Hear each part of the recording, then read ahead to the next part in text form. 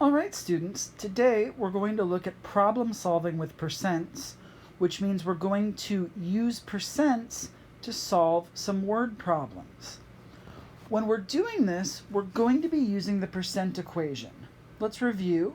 The percent equation said if we have A is P percent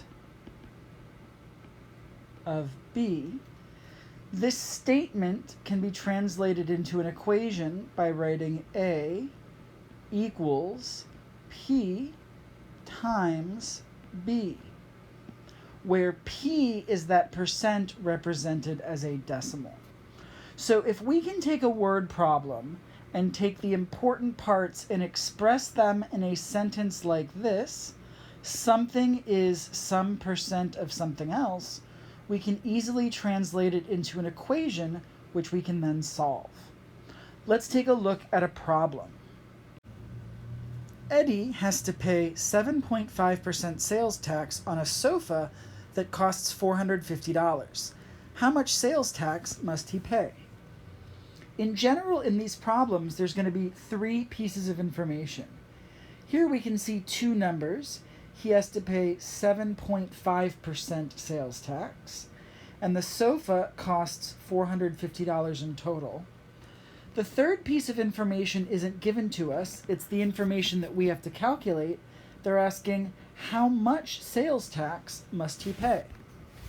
So we need to take these three pieces of information and write them in the form something is some percent of something else. Now there's one more thing I want to talk about when we're looking at the percent equation.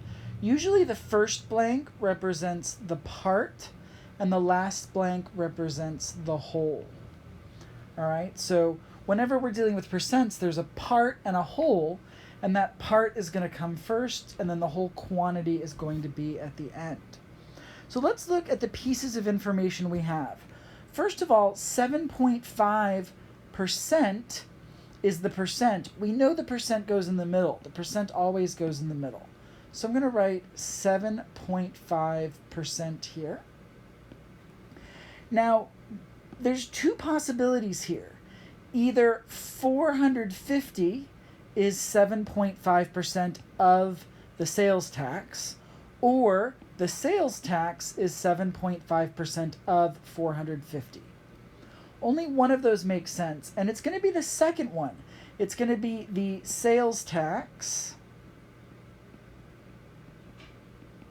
is 7.5% of $450. I think many of you can just imagine that's the one that makes sense, but the other way to recognize that this is the correct way to do it is that $450 is the total amount that's paid. The whole amount of the sofa, and then that sales tax, which is something else, is just a part of it.